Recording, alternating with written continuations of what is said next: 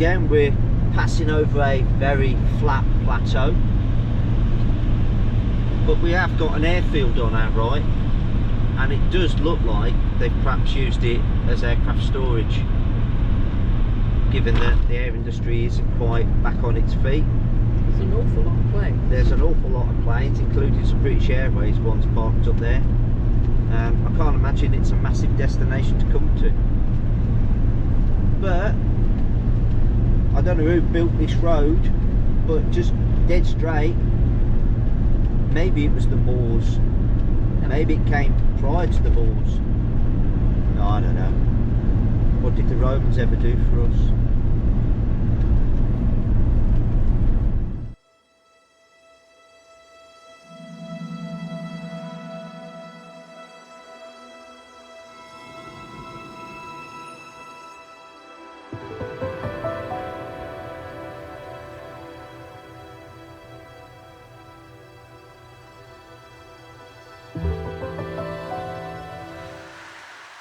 This is another cutout.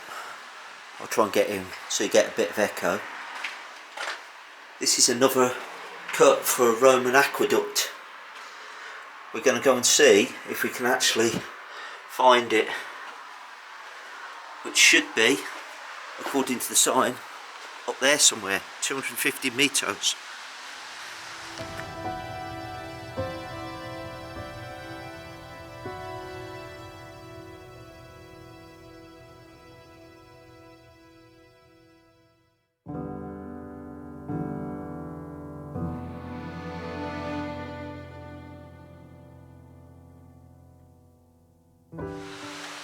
Well, we've walked all this way. We found one of the old galleries of the the aqueduct. So not all aqueducts are bridges. Sometimes they're just cutouts. But yeah, sometimes you just spot things by the side of the road and you think, I'll go and have a look at that. And sometimes they're good, and sometimes they're interesting.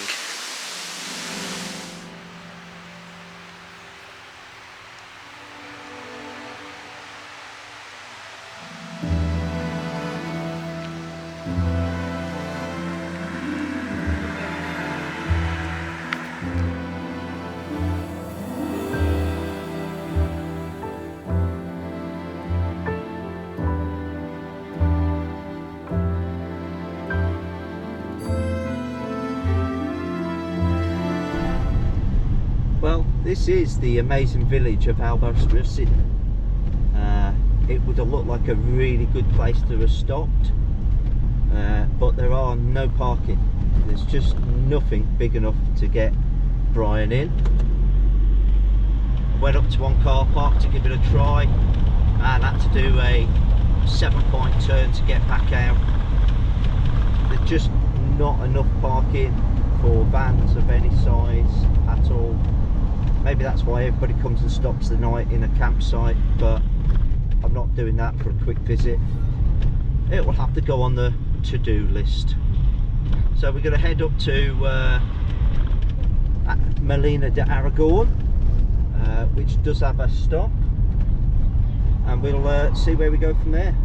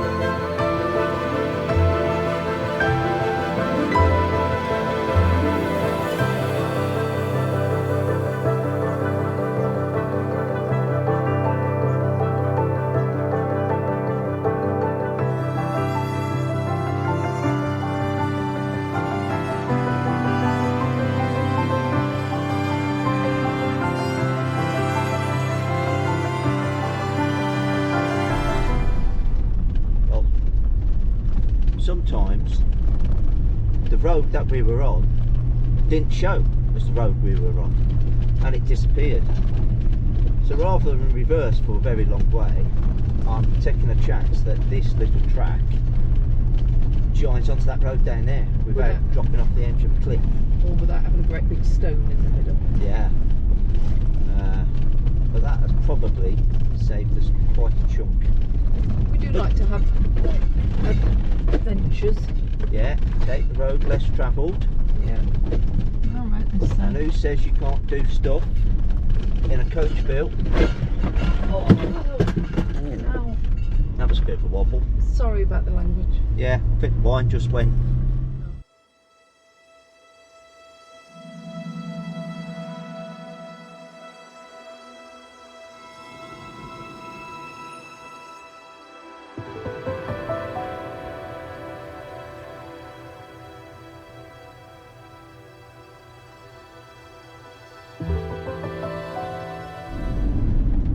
Right, well, we're coming back to you. If my satnav is correct, I've got 600 yards. Our turning should be on the left hand side.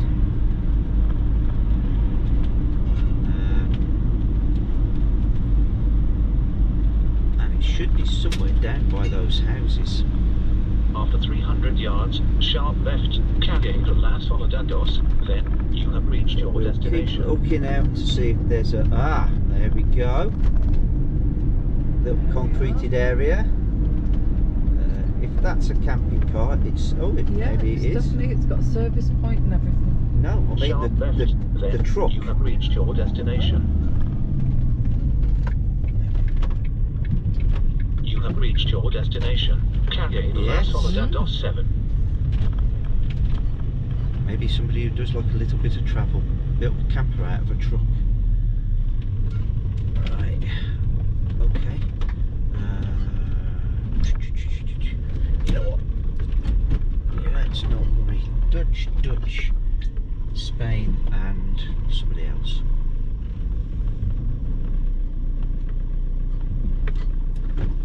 Thank you very much. Molina de Aragon. And we have a view of the castle from the front window.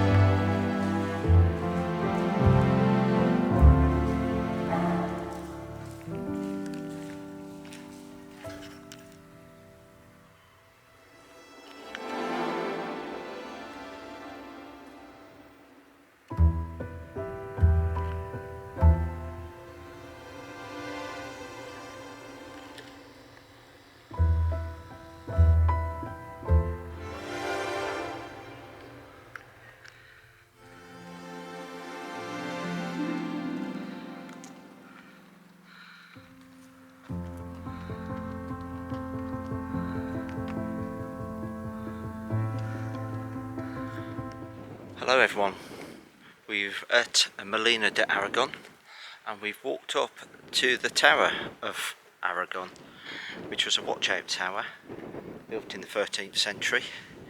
It complemented the castle. It's got a small curtain wall around the base, but this land is so high. We've travelled for about 40 miles and I don't think we've dropped much below 900 metres. At one stage I actually got my GPS out and actually checked it, and we were at just shy of 1200 metres high. I don't know what quite we're at here, but it's definitely high enough. I'm going to flick you around and you can have a view of what the castle and this tower used to protect or observe.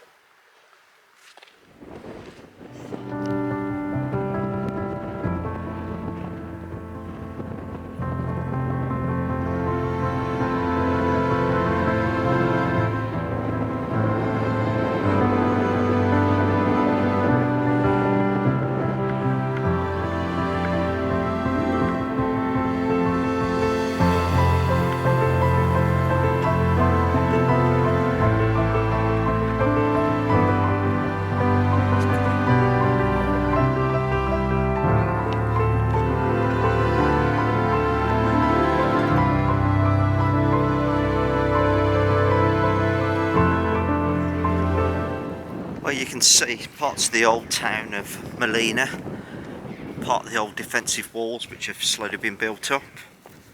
Don't know what these marker stones are for, maybe work that was done. But yeah, we've got the castle walls there, one of the entrances. Going along, we're just heading back down to the road. Had a nice walk up. I hope the wind noise isn't too much, so I'm going to speak up. Yeah, it's been nice little place to come and visit. Got a free air, got a couple of restaurants and a cafe in the village. Not very much was open when we walked through, but they've got Halloween Spectacularo going on tomorrow in the castle, so that should be a joyous occasion for all the kids. These remains that you can see behind us and all around are what's called the Jews' Meadow. Back in the 1000th and 12th century, the Jews and the Moors lived side by side, a symbiotic relationship. The Jewish synagogue, school, houses and everything were actually higher than the Catholic churches and the Christian churches down in the village. That's how high a standing they are. They were literally right next to the original Moorish fortress. That is until King Alfonso came in 1297, probably earlier. I think it was about 1286, and he ridded the place of the Moors and the Jews. But yeah, this is what remains of their settlement.